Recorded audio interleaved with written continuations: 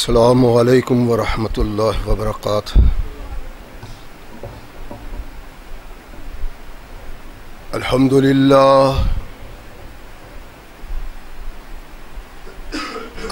للہ نحمده ونستعینه ونستغفره ونؤمن به ونتوکل علیہ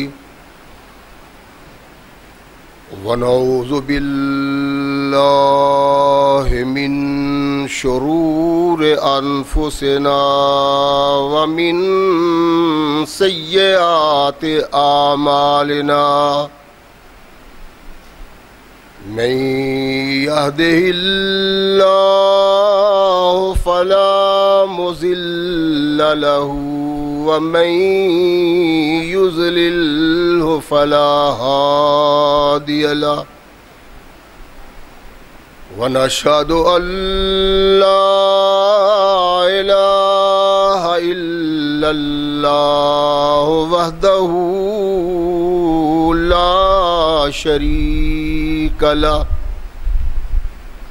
ونشهد أن محمدا عبده ورسوله أما بعد فأحسن الحديث كتاب الله وخير الهدي هدي محمد صلى الله عليه وسلم وشر الأمور محدثاتها وكل محدثة بدعة وكل بدعة ضلالة وكل ضلالة في النار أما بعد فأعوذ بالله السميع العليم من الشيطان الرجيم من همزه ونفخه ونفثه بسم الله الرحمن الرحيم لكن الرسول والذين آمنوا معه جاهدوا بأموالهم وأنفسهم وأولئك لهم الخيرات وأولئك هم المفلحون۔ صدق اللہ مولانا العظیم وصدق رسولہ النبی الکریم۔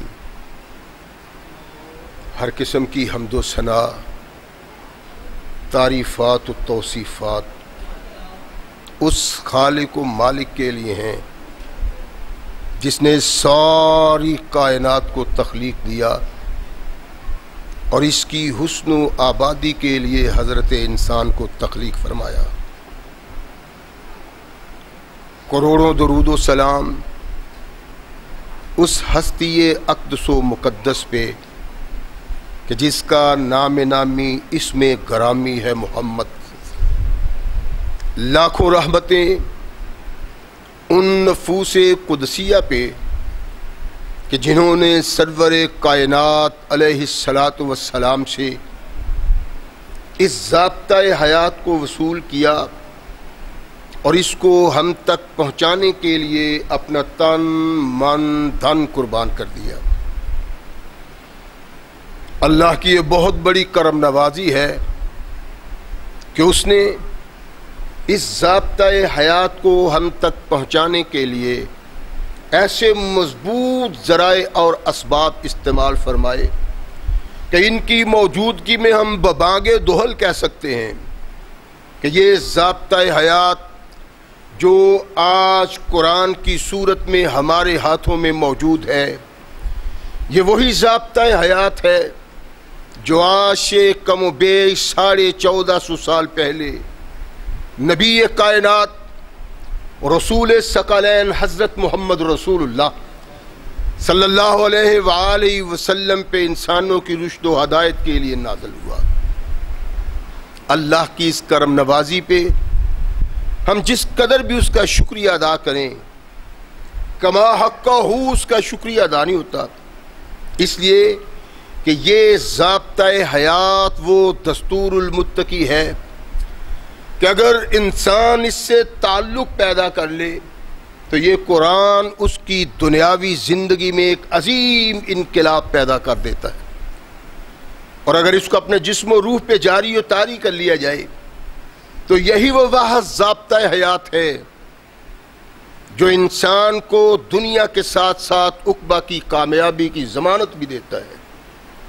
مگر صدحیف ایسے ضابطۂ حیات کی موجودگی میں آج اس سے تعلق رکھنے والی قوم ایسی ذلت و نکبت کی زندگی بسر کر رہی ہے کہ کسی مومن کے تصور میں بھی یہ زندگی نہیں آ سکتی جو آج ہم بسر کر رہے ہیں۔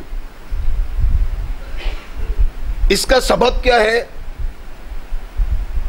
انسان اگر اپنے من میں ڈوبے تو وہ اس نتیجہ پہ پہنچ سکتا ہے کہ آخر کیوں آج ہم یہ پستی کی زندگی بسر کر رہے ہیں۔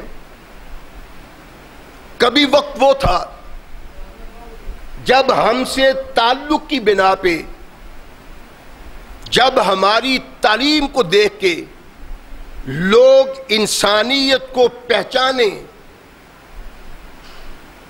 پہلے تو ان کو انسانیت کی پہچان ہی نہیں تھی، انسان کے رتبہ کا علم ہی نہیں تھا، انسان کے شرف و فضائل سے آگاہی ہی نہیں تھی۔ یہ کب آگاہ ہوا؟ جب اس کے سامنے قرآن آیا، محمد رسول اللہ صلی اللہ علیہ وسلم کا فرمان، تو پتہ چلا انسان کو کہ انسان کیا ہے۔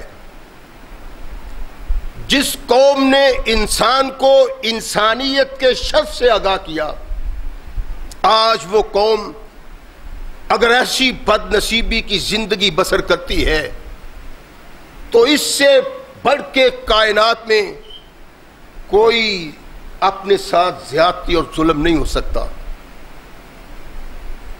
اور یہ ہوا کیوں؟ اس پہ ہم نے کبھی غور نہیں کیا، کبھی سوچ و بچار نہیں کیا کہ اس پستی میں ہم گرے کیوں ہیں،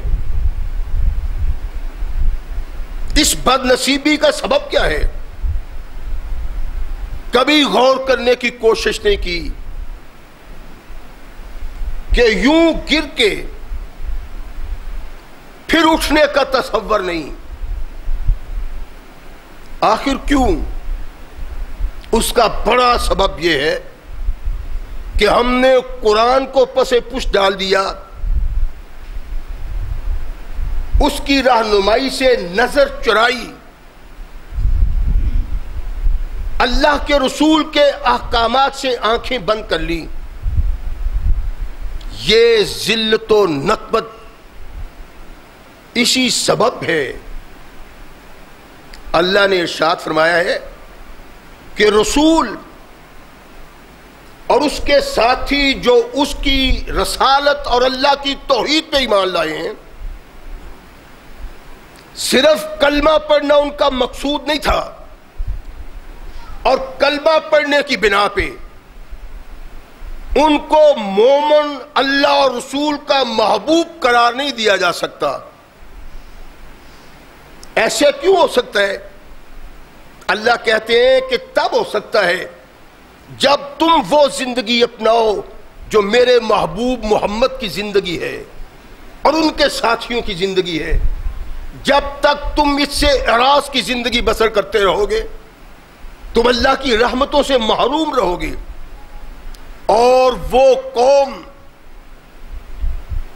اپنے ماضی کو جو بھول جاتی ہے اپنے مستقبل کو تابناک نہیں بنا سکتی۔ مستقبل بہترین اعلی باوقار تب بنتا ہے جب اپنے آباء و اجداد کی تاریخ حالات کو دیکھا جائے، ان کے لیل و نہار پہ نگاہ ڈالی جائے، علم ہو انسان کو کامیابی اور کامرانی کس طرح ملتی ہے۔ رحمت کائنات محمد رسول اللہ صلی اللہ علیہ وسلم نے وہ کردار دیا لوگوں کو، اور جو کردار تاریخ میں پیدا کیا اپنے صحابہ کی صورت میں، ان کی زندگیاں انسان کی عظمت کے لیے ایک بنیادی سیڑھی ہیں۔ اگر کردار ویسا ہو، سوچ ویسی ہو، افکار ویسے ہوں، تو پھر وہی عظمت و شان و رفت کی زندگی جو اللہ نے ان کے نصیب میں کی۔ اور اگر ان کی زندگیوں پہ نگاہ ڈالنے کے باوجود کردار اس سے ہٹ کے ہے، خیالات اس سے ہٹ کے ہیں، افکار اس سے ہٹ کے ہیں، تو پھر یہ خیال کرنا کہ ویسی زندگی ہم بسر کریں جیسے اس مسلک، مذہب اور ملت سے تعلق رکھنے والے پہلے لوگوں نے کی، تو یہ بیوقوفی، حماقت اور جہالت ہے۔ رحمت کائنات محمد رسول اللہ صلی اللہ علیہ وسلم کے صحابہ نے تاریخ میں ایک نقش بڑھایا ہے اپنے کردار سے، اور اس نقش میں ایسا رنگ بھرا ہے کہ آنکھیں رکھنے والا تو دیکھتا ہی دیکھتا ہے، نبینے کو بھی وہ نظر آتا ہے۔ جس قوم کے آباء و اجداد اس مقام پہ تھے، وہ قوم آج کی یہ زندگی بسر کر رہی ہو تو یہ وجہ شرم، لیکن یہ آتی کسی کو نہیں، سوچتا کوئی نہیں کب ہم اس مقام پہ پہنچے اور کس بنا پہ ہم سے یہ مقام چھینا گیا۔ اس میں کسی کا کوئی کردار نہیں، اپنی بد نصیبی ہے کہ ایسی زندگی بسر کی جو انسانیت سے گری ہوئی زندگی تھی، اور ان انسانوں سے کوئی سبق نہیں حاصل کیا جن انسانوں نے اپنے کردار سے انسانیت کی پہچان پیدا کی۔ وہ کون لوگ تھے؟ ثقلین کے تاجدار محمد رسول اللہ صلی اللہ علیہ وسلم کے صحابہ۔ اور جس قوم کا ماضی اتنا درخشندہ ہو، وہ قوم اپنے مستقبل پہ شرمندہ ہو تو ڈوب مرنے کا مقام ہے۔ وہ مقام ہم کس طرح حاصل کر سکتے ہیں؟ عزت و وقار کی زندگی ہم کس طرح حاصل کر سکتے ہیں؟ کیوں کر باوقار زندگی بسر کر سکتے ہیں؟ اس کا ایک ہی بنیادی سبب ہے، وہ ہے کائنات کے آقا محمد رسول اللہ کا کردار اور صحابہ کی زندگی، ان کے لیل و نہار۔ اللہ کے نبی نے ارشاد فرمایا کہ میرے صحابہ یوں ہی ایمان نہیں لائے، بلکہ میرے دامن سے وابستہ کرنے کے لیے اللہ نے منتخب کیے ہیں۔ جن لوگوں کو اللہ نے منتخب کیا ہے، اگر نظر ان کے کردار پہ اٹھتی ہے، انسان اپنا کردار وہ بناتا ہے، پھر وہی زمانہ جنت کا نظیر پیش کرتا ہے، معاشرہ جنت نظیر ہو جاتا ہے۔ رحمت کائنات محمد رسول اللہ صلی اللہ علیہ وسلم کے صحابہ کا مقام و مرتبہ، ان کی عظمت، ان کی شان کائنات کے آقا محمد رسول اللہ صلی اللہ علیہ وسلم سے کردار سے نظر آتی ہے۔ اللہ کے نبی کا ان سے تعلق کیا تھا، اور کس سبب کہ لوگ ان سے کائنات کے آقا محمد رسول اللہ صلی اللہ علیہ وسلم کی محبت اور پیار کو دیکھ کے یہ خواہش کریں کاش اس وقت میں ہمارا بھی موجود ہوتا، یہ وجود اس وقت ہوتا اور رحمت کائنات محمد رسول اللہ صلی اللہ علیہ وسلم کی زندگی سے وہ فائدہ اٹھاتے جو صحابہ نے اٹھایا ہے. اللہ کے نبی علیہ الصلوۃ والسلام اس جہان سے تشریف لے گئے. سیدنا صدیق اکبر کا دور گزر گیا, فاروق اعظم کا دور گزر گیا. یوں دور گزرتے جا رہے ہیں کہ ایک دن اللہ کے نبی کے صحابی عبداللہ بن عمر رضی اللہ تعالیٰ عنہما مسجد میں بیٹھے ہوئے ہیں. ایک نوجوان آتا ہے, ان کے سامنے نماز پڑھنا شروع کر دیتا ہے. نماز سے فارغ ہوا, عبداللہ کو بہت غصہ ہے. اس کو فارغ دیکھتے ارشاد فرمایا, اور جوان اپنی نماز کو دہراؤ, تمہاری نماز کوئی نماز نہیں ہے, لوٹاؤ اس کو. ساتھ بیٹھے ہیں لوگ. وہ نوجوان عبداللہ بن عمر کو جانتا ہے, اس کی عظمت و مقام, اس کی حیثیت کو اس کو شناخت ہے. دوبارہ نماز پڑھتا ہے, نماز پڑھ کے واپس چلا جاتا ہے. غور فرمائیں, قدم قدم پہ ان لوگوں کے اقدامات, ان کے کام اعمال ہمارے لیے سبب رحمت ہے, لیکن بدنصیبی ہے کہ اس جہنم سے گرنے کو بچانے کے لیے ہم اس طرف نگاہ اٹھا کے نہیں دیکھتے. بدنصیبی نہیں کہ ایک شخص نماز پڑھنے آتا ہے, کاروبار چھوڑ کے, عزیز و اقارب کی مجلس و محفل چھوڑ کے نماز کے لیے آتا ہے. وہ نماز پڑھتا ہے تو پریشان پڑتا ہے. نماز سے فارغ ہوتا ہے تو کہتا ہے, قاری صاحب نماز تھوڑی سی ہلکی نہیں ہو سکتی؟ ایسے لوگ بھی آپ نے دیکھے. اور دیکھیں جی, والضحیٰ واللیل اذا سجا ہی قرآن میں آتا ہے, انا اعطیناک الکوثر نہیں آتی. عبداللہ بن عمر اس کو دیکھتے ہیں, لا یتم رکوعہ ولا سجودہ. اس نوجوان کو دیکھا کہ وہ رکوع و سجود ویسے نہیں کرتا جیسے رکوع و سجود ادا کرنے کا حق ہے. تو غصے سے کہا, اعید, اپنی نماز کو لوٹا, تو یہ نماز لے کے اللہ کے حضور جائے گا, تیرے نامہ اعمال میں یہ نماز لکھی نہیں جائے گی. کہ کیا پڑھا تو نے؟ رکوع و سجود کا حق ادا نہیں کیا. وہ دیکھتا ہے کہ صحابی رسول, اور وہ صحابی رسول جو محمد رسول اللہ کے بہت قریب ہے, سلسل جو مجھے جھاڑ پہ لا رہے ہیں, اس نے نماز کو دوبارہ لوٹایا. یعنی وہ نماز جس نماز میں سرور نہ ہو, مزہ نہ ہو, نماز پڑھتے ہوئے انسان کو احساس نہ ہو وہ اپنے خالق و مالک کے دربار میں کھڑا ہے, اور ارکان کو ویسے ادا نہ کرے کہ جس ادا کرنے سے انسان کو خوشی نصیب ہو, فرحت ہو, شاداں ہو انسان, وہ نماز نہیں. لوٹا اس کو.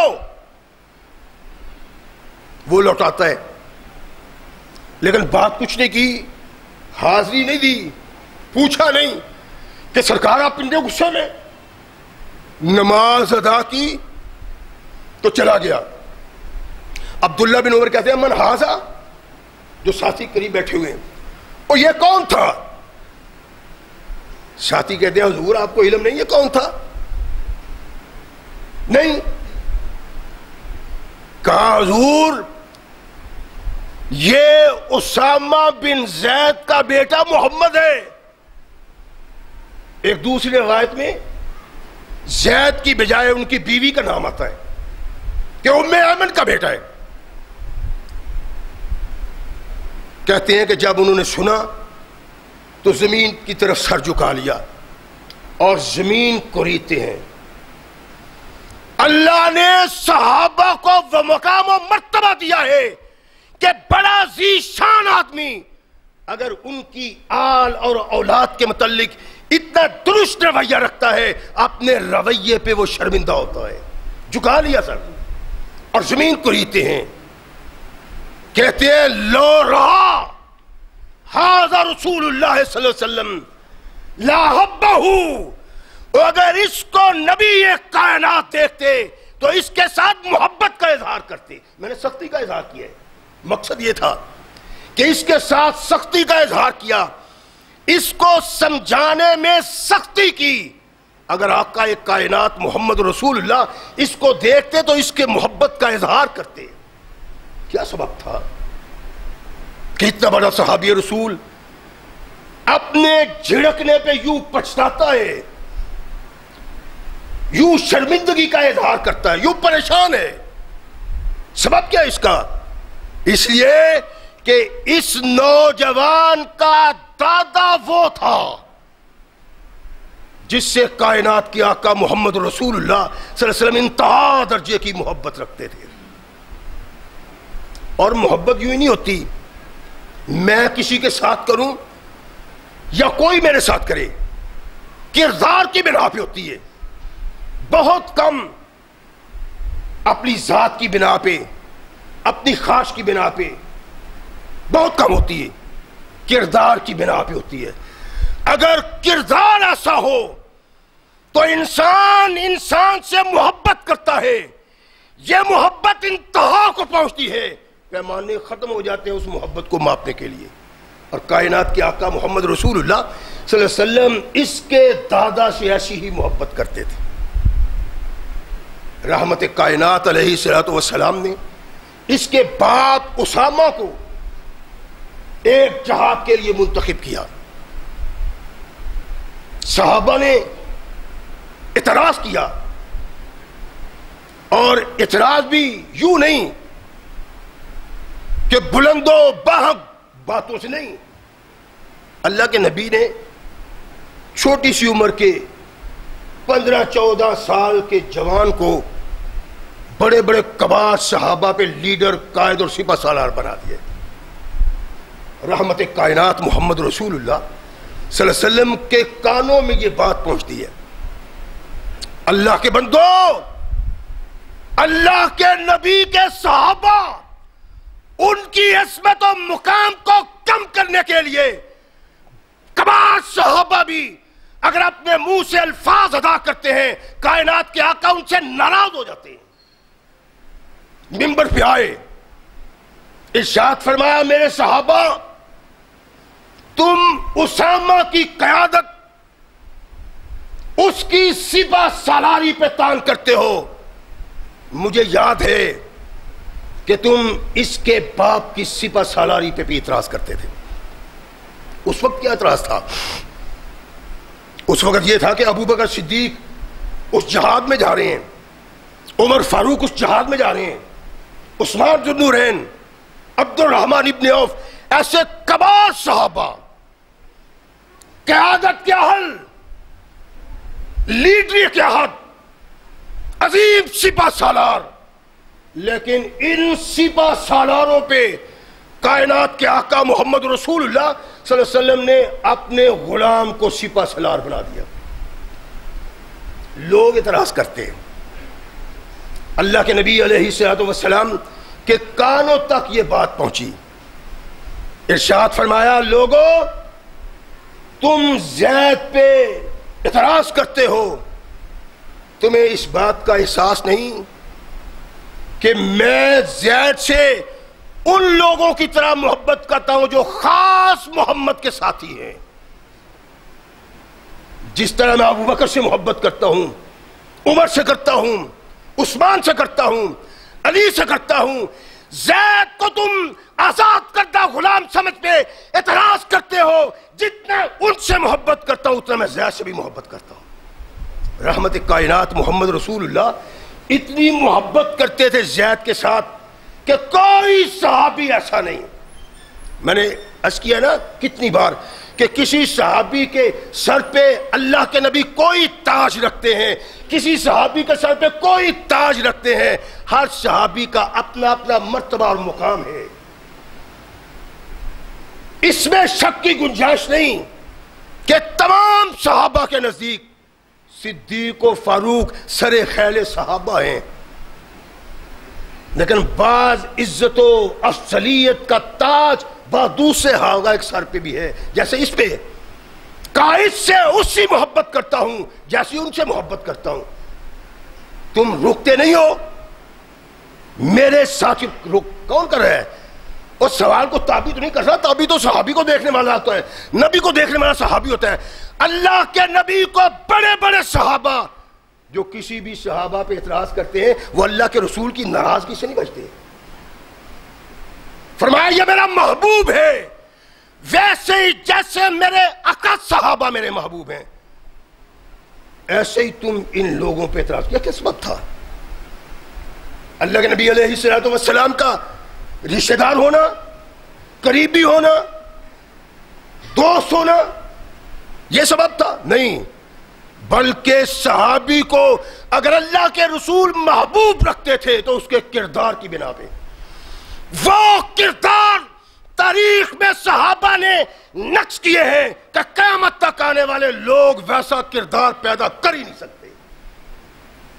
یہی صحابہ محدثین کہتے ہیں کہ اگر ویسا کردار انسان نہیں بنا سکتا تو ایسا کردار بنانے کے لیے کوشش کرنی چاہیے، چاہے وہ اس مقام تک نہ پہنچ سکے۔ رحمت کائنات محمد رسول اللہ صلی اللہ علیہ وسلم اس سے کیوں اتنی محبت کرتے ہیں؟ غلام تھا اللہ کے نبی علیہ السلام خدیجہ طاہرہ کے نکاح سے پہلے اس زید کی ماں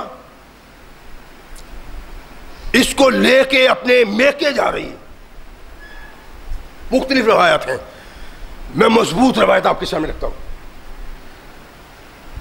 ڈاکوؤں نے اس قافلے پہ حملہ کیا، سب کچھ لوٹ لیا، زید کو بھی لے گئے۔ زید کو اتنا چھوٹا بچہ نہیں تھا جس کو احساس نہیں تھا، سمجھ نہیں تھی، سب کچھ تھا، لے گئے، اٹھایا، اوقاس کے بازار میں مکہ میں اس کو فروخت کر دیا۔ اس کو خریدا خدیجہ طاہرہ صدیقہ رضی اللہ تعالی عنہا کے بھتیجے نے۔ یہ جو ہماری ماں ہے نا، اس کا کردار زمانہ کفر میں بھی آسمان تک پہنچا ہوا تھا۔ غریبوں، مفلسوں، یتیموں، مسکینوں کی ایسی ہمدرد کہ یتامہ، مساکین، فقراء، محتاج اس کو اپنی ماں تصور کرتے تھے۔ خریدا، آ کے اپنی پھوپھی کے ہاں رکھ دیا کہ یہ میں نے آپ کے لیے خریدا ہے۔ زید سیدہ خدیجہ طاہرہ کے گھر پرورش پاتے ہیں، یہاں تک کہ رحمت کائنات محمد رسول اللہ صلی اللہ علیہ وسلم کا خدیجہ طاہرہ سے نکاح ہوا۔ دو روایتیں، ایک کہ سیدہ طاہرہ نے اس کے تقدس کو دیکھتے ہوئے، اس کی جانثاری فداکاری کو دیکھتے ہوئے محمد رسول اللہ کے سپرد کر دیا کہ میرے آقا، میرے سرتاج، یہ غلام آپ کی خدمت میں پیش کرتے ہیں۔ اور دوسری روایت یہ ہے کہ رحمت کائنات نے خدیجہ طاہرہ کے گھر میں اس میں نگاہ ڈالی، اس کو پاسے کا سونا پایا تو خدیجہ طاہرہ کو کہا کہ اگر یہ غلام تو مجھے دے دے تو اچھا نہیں ہے، میرے آقا میرا تو سب کچھ قربان ہے، آپ لے لیں۔ سیدنا زید رضی اللہ تعالیٰ عنہ اللہ کے نبی محمد رسول اللہ کے پاس عرض کیا تھا، غور یہ کرنا ہے کہ وہ لوگ بلندیوں کے آسمان تک کیوں پہنچے تھے اور ہم کار زمین میں کیوں مدفون ہیں؟ سبب کیا تھا؟ ان کو کافر سلام کہتا تھا، ان کی عزت و احترام کرتا تھا۔ آج کافر ہمیں ایک لمحہ زندہ رہنا گوارا نہیں کرتا، اور گوارا کیوں نہ کرے؟ ہم پہ کوئی حکمران مسلمان ہے؟ منافق ہو لوگ، ایمان ہے ہی نہیں، کافر تو نہیں، منافق ہیں، اسلام کو قبول کیا لیکن قبولیت کا وہ انداز نہیں جو محمد کے صحابہ کا انداز تھا. اللہ کہتے ہیں صحابہ رسول کو دیکھو، تمہارا ایمان اگر ویسے نہیں، تمہارا ایمان خالق کو پسند اور قبول نہیں ہے. آمن الناس ہو، آمنو کما آمن الناس، ایمان ویسے لاؤ جیسے محمد کے صحابہ ایمان لائے. تو اس کو دیکھنے کے لیے کردار ان لوگوں کو دیکھنا پڑے گا، تاریخ کے جھروکوں میں دیکھنا پڑے گا، تاریخ کے سمندر میں غوطہ زنی کرنا پڑے گی، وگرنہ کردار یہی رہا، ذلت و نکبت ایسے رہیں گی. یہ کوئی زندگی ہے؟ ایٹمی قوت ہیں جی، مونچھوں پہ تاؤ دیتے ہیں، سینہ پھیلاتے ہیں، لیکن کرتوت کچھ نہیں. ہندوستان کو بھی سلام، امریکہ کو بھی سلام. یہ سلام پتہ کیوں ہے؟ یہ سلام عبد ایمان، عدم ایمان کا سبب ہے. تیرے اندر ایمان نہیں. میں نے ایک خطبہ جمعہ میں عرض کیا تھا نا، پھٹے پرانے کپڑے، ٹوٹی جوتی، چھوٹی سی تلوار، اور دنیا کے سپر حکمران کے سامنے، کمانڈر کے سامنے ایسے بات کرتا ہے کہ اس کے مصاحب بھی پریشان ہو جاتے ہیں اور خود بھی پریشان ہو جاتا ہے. اور ایک آج ہے، ہم ہی پریشان ہیں، سانس لینے کی گنجائش نہیں، آنکھ اٹھا کے بات کرنے کی گنجائش نہیں. اس کا سبب اس کردار سے دوری جو کردار انسان کو کامل انسان بناتا ہے، اور وہ کردار محمد رسول اللہ بنا سکتے ہیں اور کوئی نہیں بنا سکتا. زید محمد رسول اللہ کے پاس یہ کوئی کمزور انسان نہیں تھا، یمن کے بنو کعب کی اولاد سے تھا، بہت بڑا قبیلہ تھا، سردار کا بیٹا. اب وہ غلام ہے، اور وہ سردار اتنا پریشان ہے کہ نہ رات کو سکھ کی نیند سوتا ہے اور نہ دن اس کا کوئی اچھا گزرتا ہے. اس کا مرثیہ جو تاریخ میں آتا ہے نا، بڑا سخت دل آدمی وہ مرثیہ پڑھتا ہے تو اس کی آنکھوں سے آنسو جاری ہو جاتے ہیں. اپنے بیٹے کے لیے بھی کہتا ہے، آسمان کو کہتا ہے، زمین کو کہتا ہے، ستاروں کو کہتا ہے، چاند کو کہتا ہے، سورج کو کہتا ہے، اور میرے بیٹے کی نشاندہی کرو. اور روتا ہے، بیٹا جب تک زندگی ہے، زندگی تھک نہ جائے، میں نہیں تھکوں گا تو یہ تلاش کرتے ہوئے. اونٹوں کو بگا بگا کے ہلاک کر دوں گا جب تک تو نہ مجھے ملے. کاش کوئی بتلائے میرا بیٹا زندہ ہے کہ نہیں. دن رات روتا ہے، اس کا مرثیہ مشہور ہو جاتا ہے. اور لوگ جب درد کی محفل میں کوئی مرثیہ پڑھتے ہیں دردناک، تو زید کے بیٹے باب حارثہ کا مرثیہ پڑھتے ہیں. یوں اس کے قبیلہ کے کچھ لوگ کعبۃ اللہ حج کے لیے آئے، وہ سارے بیٹھے مرثیہ پڑھ رہے تھے. اتنا دردناک مرثیہ تھا کہ سیدنا زید وہاں سے گزرے، وہ مرثیہ سن کے کھڑے ہو جاتے. پڑھنے والوں کی نگاہ زید پہ پڑتی، انہوں نے پہچان لیا کہ یہ حارثہ کا بیٹا ہے. آواز دی کہ نوجوان ادھر بات سنو. آئے، کہا تمہارا نام کیا ہے؟ میرا نام زید ہے. مکہ کے رہنے والے ہو؟ نہیں، یمن کا رہائشی ہوں. یہاں کیسے؟ کہا بس زندگی کے حوالات ساتھ ہیں، یہاں پہنچ گیا ہوں. تیرے باپ کا نام کیا ہے؟ اسامہ. کہنے لگے بات سنو، تیرا باپ تو رو رو کے پاگل ہو گیا ہے، دیوانہ ہو گیا ہے. تیری تلاش میں زمین کا کوئی کونا اس نے نہیں چھوڑا، اور تو یہاں بیٹھا ہوا ہے مکہ کی وادی میں، چلو ہمارے ساتھ. کہنے لگا نہیں، میرے باپ کو جا کے کہہ دینا، پریشان ہونے والی بات نہیں، میں اس کے دامن عاطفت میں ہوں جس جیسا کائنات میں اللہ نے انسان دوسرا پیدا ہی کوئی نہیں کیا. پریشان ہونے کی ضرورت نہیں.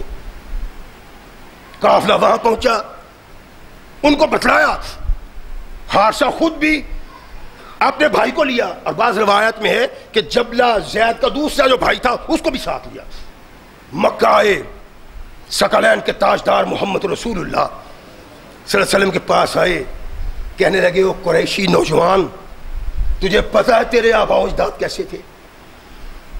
اور یتیموں کے سر پہ ہاتھ رکھنے والے, بے بسوں کا سہارا بننے والے, غریبوں کے ہمدرد, غریب الوطن لوگوں کی آس کو پورا کرنے والے, اور تم تو ایسے لوگ ہو کہ تمہارے سائے میں لوگ سرور پاتے ہیں, راحت پاتے ہیں. تیرے آباء و اجداد بھی ایسے تھے اور تو بھی ایسا ہی ہے. ہم پہ رحم کر, ہم پہ احسان کر. اللہ کے نبی ان کی باتیں سن کے تو پریشان ہوتے. ارشاد فرمایا کیا ہے, کوئی بات کھل کے بتاؤ, مجھے پتا چلے تم چاہتے کیوں. کہنے لگے ہمارا بیٹا زید تیرے پاس ہے, ہم پہ احسان کرو, زید ہمارے سپرد کر دو. اللہ کے نبی علیہ الصلوۃ والسلام نے ارشاد فرمایا کہ زید تمہارا بیٹا ہے؟ کہا ہاں. جو اپنے منہ سے مانگو گے ہم وہ تمہیں بطور فدیہ دینے کو تیار ہیں. کہو کیا چاہتے ہو, جو تم چاہو, جو تم کہو ہم اس سے زیادہ دینے کو تیار ہیں. سردار تھا بہت بڑا, جاگیردار, لینڈ لارڈ تھا. جو چاہو. ثقلین کے تاجدار محمد رسول اللہ صلی اللہ علیہ وسلم نے دیکھا, ارشاد فرمایا بات یہ ہے کہ زید کو بلا لیتے ہیں, اگر وہ تمہارے ساتھ جانا چاہے تو میں اس کو نہیں روکوں گا, بلکہ تم سے فدیہ کا بھی 1 روپیہ نہیں لوں گا بغیر فدیہ کے. لیکن اگر وہ نہ جانا چاہے تو میں اس کو جبرن نہیں بھیج سکتا. کہنے لگے محمد تو نے احسان کا حق ادا کر دیا ہے, بلکہ حق سے بھی زیادہ ہمیں دیا ہے. رحمت کائنات محمد رسول اللہ صلی اللہ علیہ وسلم نے زید کو پیغام بھیجا. زید آئے, باپ کے چہرے پہ نگاہ پڑی, دل تو تڑپا, بے بس ہوئے, باپ کو دیکھا تڑپ اٹھے, لیکن ادب محمد صلی اللہ علیہ وسلم پیش نگاہ تھا, آنکھیں جھکائیں, کھڑے ہو گئے. رحمت کائنات محمد رسول اللہ صلی اللہ علیہ وسلم نے ارشاد فرمایا زید. جی حضور. فرمایا ان کو پہچانتے ہو؟ ہاں آقا پہچانتا ہوں. اور صحابہ کا کردار کیا تھا, اللہ کی قسم جب تک اس کردار کو نہ اپنایا, جب تک اس باب کو نہ کھولا, جب تک تاریخ کے اوراقوں کو اپنی نگاہوں سے الٹا پلٹا نہیں, ہماری زندگی بدل سکتی ہی نہیں. کائنات میں انقلاب پیدا کرنے والے لوگ کچھ اور ہوتے ہیں, ہم جیسے نہیں. جانتے ہو؟ ہاں اللہ کے نبی, یہ میرا باپ ہے, یہ میرا چچا ہے. اور دوسری میں نے جو روایت عرض کی ہے کہ ان کا بھائی بھی تھا, کہنے لگے یہ میرا بھائی ہے. ویسے مضبوط روایات جو ہیں وہ چچا اور باپ کی ہیں. اللہ کے نبی میرا باپ ہے. ثقلین کے تاجدار محمد رسول اللہ صلی اللہ علیہ وسلم نے ارشاد فرمایا زید یہ تمہیں لینے کے لیے آئے ہیں, اور سنو اگر تم جانا چاہو تو محمد کی طرف سے کوئی پابندی نہیں. اللہ کے نبی نے یہ کہا, زید کی آنکھیں محمد رسول اللہ صلی اللہ علیہ وسلم کے چہرے کی طرف اٹھی ہوئی ہیں. تھام کر دامنے رحمت کو آخر یہ کہا, لاکھ آزادیاں تیری ایک غلامی پہ نثار. واللہ لا اختارو علیکا آدن. آقا کیا ارشاد فرما رہے ہیں, مجھے رب کی قسم میں محمد کے لیے ساری کائنات کو قربان کر سکتا ہوں, اس دامن سے جدا نہیں ہو سکتا. زید آزادی, باپ کے ساتھ عزیز و اقارب کے ساتھ، رشتہ داروں کے ساتھ، اور اس سب کو چھوڑ کے تم محمد کی غلامی پہ راضی ہو؟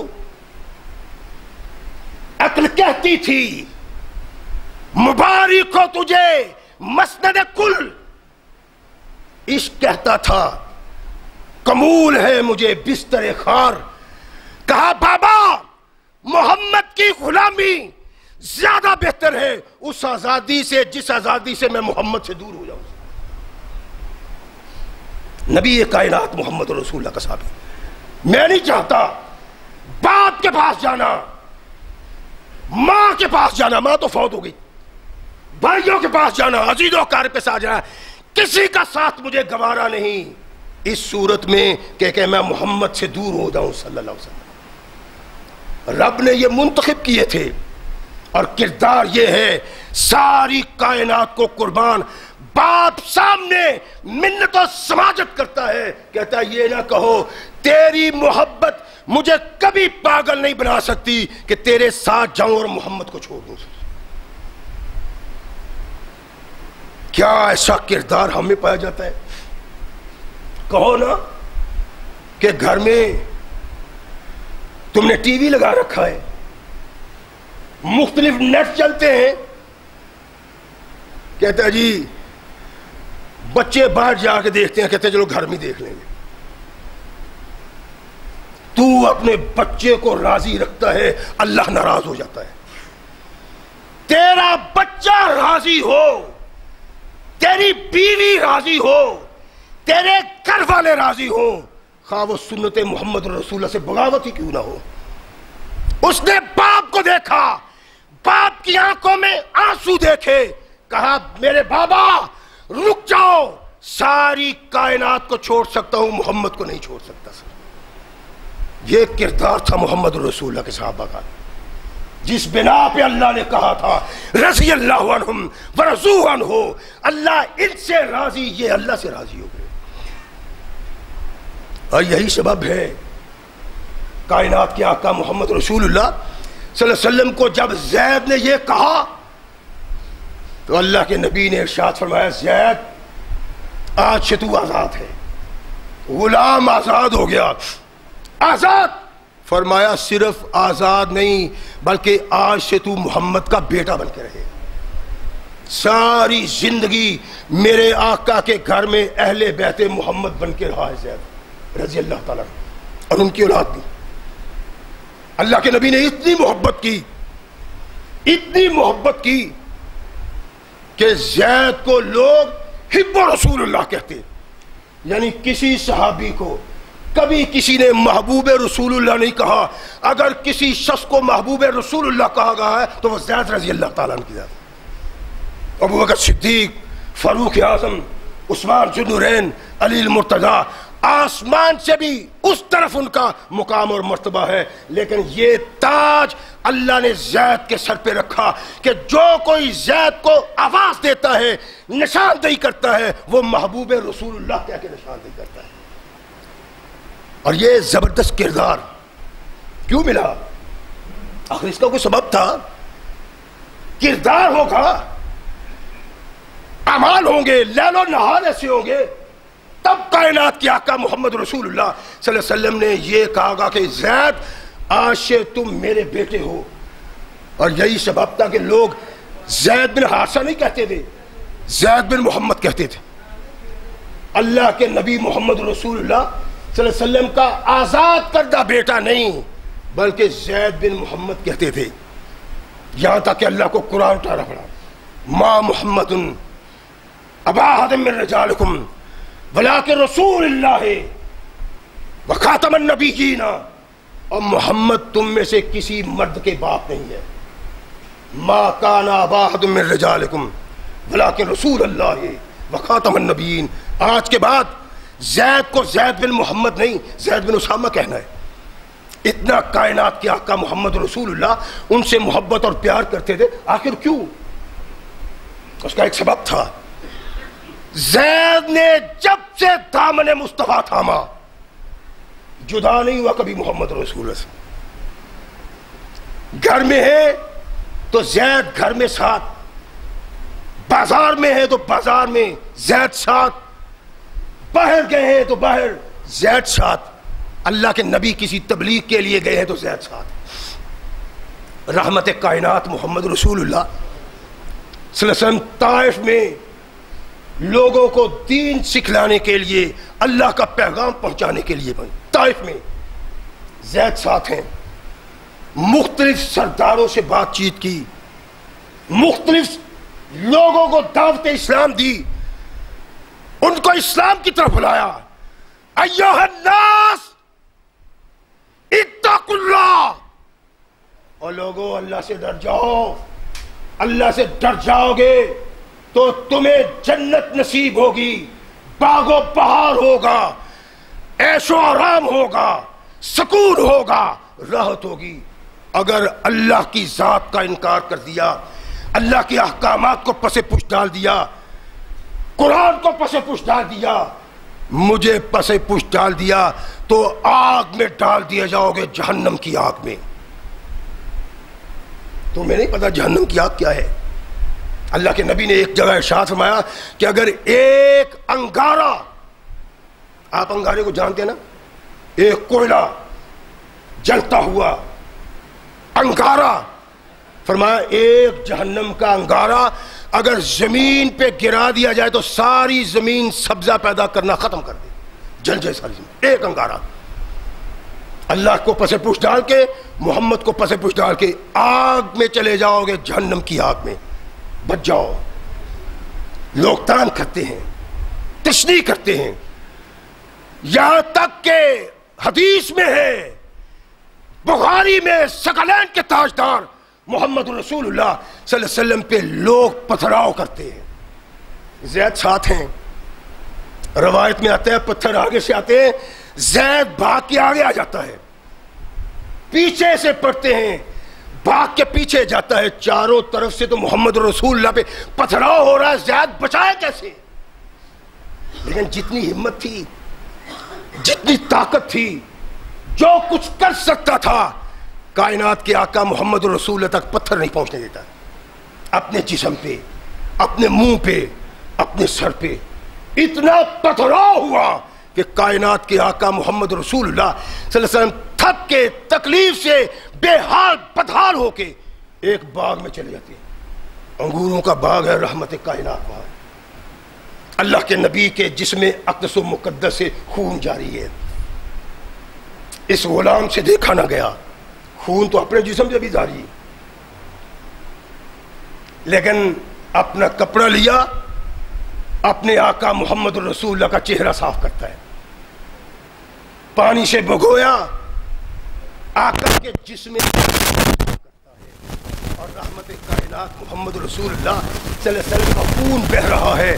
خون اس کا بھی بہ رہا ہے، لیکن اس کو اپنے خون کی پرواہ نہیں. اگر پرواہ ہے تو محمد رسول اللہ صلی اللہ علیہ وسلم اپنے کپڑے سے صاف کیا. رحمت کائنات محمد رسول اللہ صلی اللہ علیہ وسلم کے ارد گرد چلتا پھرتا ہے، کوئی ظالم یہاں بھی نہ آ جائے. کونین کے آقا محمد رسول اللہ صلی اللہ علیہ وسلم سے محبت کی انتہا کر دی.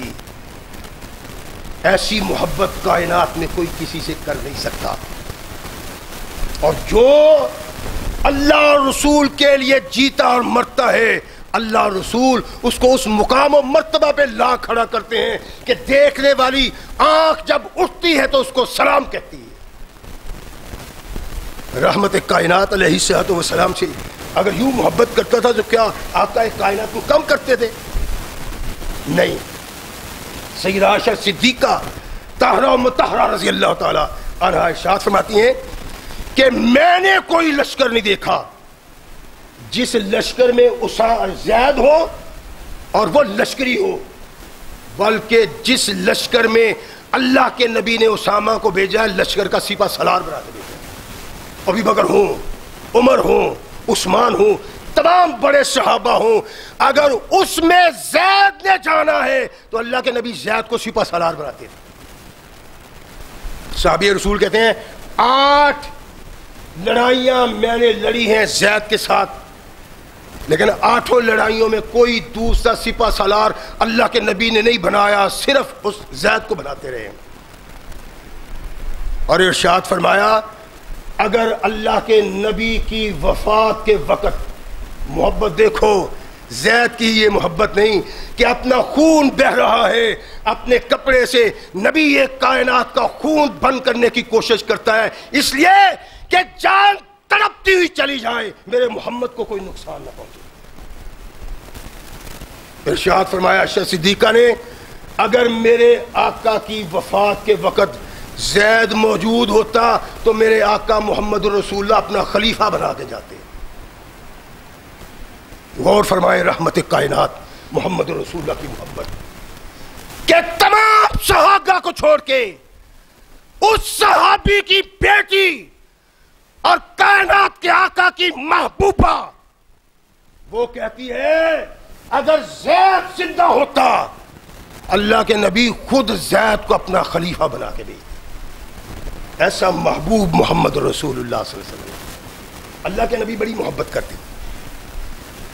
اللہ کے نبی نے ایک سفیر بھیجا اسلام کا پیغام دینے کے لیے، اللہ کے نبی کی آواز کو پہنچانے کے لیے. موتا کے مقام پہ اس کو قتل کر دیا گیا. اللہ کے نبی علیہ الصلوۃ والسلام کو پتہ چلا. رحمت کائنات محمد رسول اللہ صلی اللہ علیہ وسلم نے اس کا انتقام لینے کے لیے، ایک صحابی رسول کا انتقام لینے کے لیے 3000 صحابہ کو منتخب کیا. ایک صحابی رسول کا خون اللہ کے نبی کے نزدیک اتنا قیمتی ہے کہ کائنات کے آقا نے چاہا کہ زمانے میں اگر کوئی خون کی ندی بہہ سکتی ہے وہ مسلمانوں کے خون سے اور کافروں کے خون سے بہے. ایک مسلمان کا انتخاب لینے 3000 صحابہ جب روانہ کیا تو ارشاد فرمایا ان تمام صحابہ کا امیر لشکر زید ہے. طبقات ابن سعد میں علامہ ابن سعد لکھتے ہیں کہ جب رحمت کائنات محمد رسول اللہ صلی اللہ علیہ وسلم نے اعلان کیا کہ زید امیر لشکر ہے، علی المرتضیٰ کے بڑے بھائی آقا کائنات کے چچا کے بیٹا اور بڑے محبوب، کتنے محبوب، خیبر کے وقت یہ تشریف لائے تھے. اللہ کے نبی نے ارشاد فرمایا مجھے سمجھ نہیں آتی خیبر کی فتح کی اتنی خوشی مجھے پہنچی ہے کہ جعفر کے آنے کو خوشی پہنچی. اللہ کے نبی کا وہ بھائی جو اللہ کے نبی کو بہت محبوب تھا اور کائنات کے آقا کی طرح ہی سخی تھا، بڑا پیار تھا اللہ کے نبی کو. لیکن اتنا پیار جس سے کرتے تھے اس نے دیکھا کہ جس فوج میں میں ہوں اللہ کے نبی نے اپنے بھائی کو نہیں اپنے آزاد کردہ غلام کو سپہ سالار بنا دیا ہے. طبقات میں ابن سعد نے لکھا ہے کہ کہنے لگا میرے آقا یا رسول اللہ صلی اللہ علیہ وسلم مجھے امید نہیں تھی کہ میری موجودگی میں آپ زید کو سپہ سالار بنائیں گے. اللہ کے نبی محمد رسول اللہ صلی اللہ علیہ وسلم نے ارشاد فرمایا جعفر ان باتوں کو چھوڑو، تجھے علم نہیں اللہ کو کس بات میں بہتری نظر آتی ہے.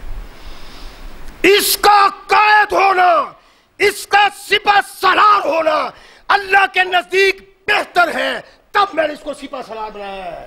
وما ينطق عن الهوى ان هو الا وحی یوحی، میرا محمد وہی کرتا ہے جو اللہ کہتا ہے کرو. کہا تجھے نہیں پتا. اور پھر زید جب یہ فوج لے کے موتا کے مقام پہ پہنچے تو مورخ لکھتا ہے سارے قرب و جوار کے عیسائی اپنے چنے ہوئے سپاہیوں کو زید کے مقابلے میں بھیجتا ہے.